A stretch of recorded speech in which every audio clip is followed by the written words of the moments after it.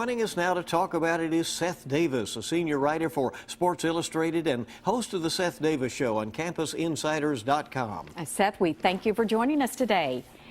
As you probably could imagine, the Kentucky fans, of course, were very angry over that 8th seed the Wildcats received. What was your reaction?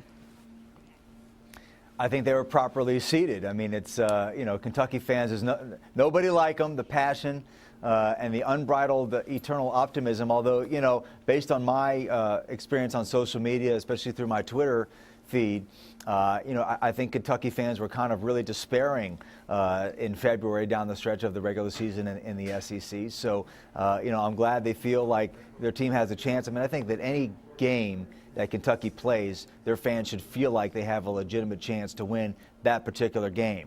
But as far as Kentucky going on a run in this thing, can they win 3, 4, 5, 6 games in a row against really high-level competition? I mean, based on the way that they played for much of the second half of the season, I think you'd have to be a little bit skeptical about that. From the free throw line.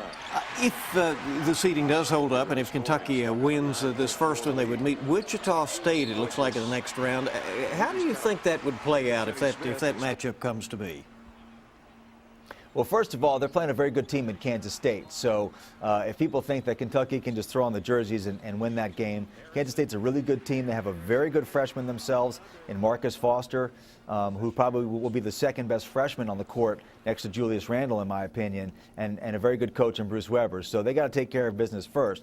If they get Wichita State in the round of 32, in a lot of ways, Wichita State, I think, is a very bad matchup for Kentucky because they are very experienced, very tough, and very savvy. They have a lot of talent. Don't make no mistake about that. You don't get to a Final Four like they did last year without a lot of talent. But they really know how to play, and they know how to win. I think those Kentucky kids are trying real hard.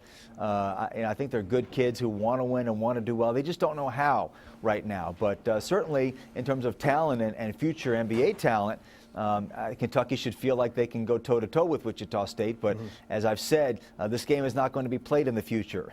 It's going to be played this weekend. And I think Kentucky, frankly, would have a hard time against Wichita State if they play. But that doesn't mean they can't win. They certainly can. Of course, we'll be there soon, and we'll find out. Tell us about the Coke Zero Social Arena. What is that?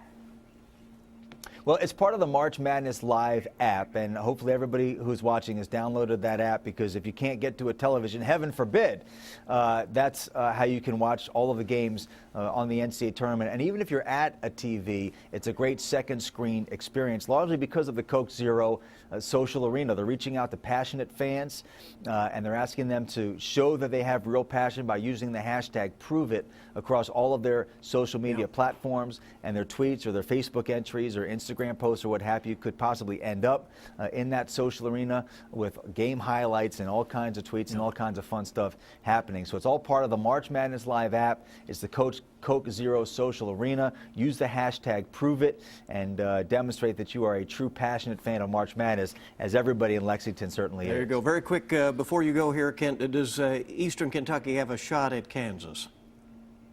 Well, they're playing, so they have a shot, and they're getting a Kansas team that is not going to be at full strength, as we all know. Their 7-foot freshman center, Joel Embiid, is not available for that game. So, Eastern Kentucky doesn't have a lot of size, so to not have to face a guy like Embiid makes it a little bit more likely to pull off the upset. We have seen some 15-2 upsets over the last few years, so anything is possible. That's the beauty of the NCAA tournament. Yeah, it makes it a lot of fun. All right. Seth, thank you.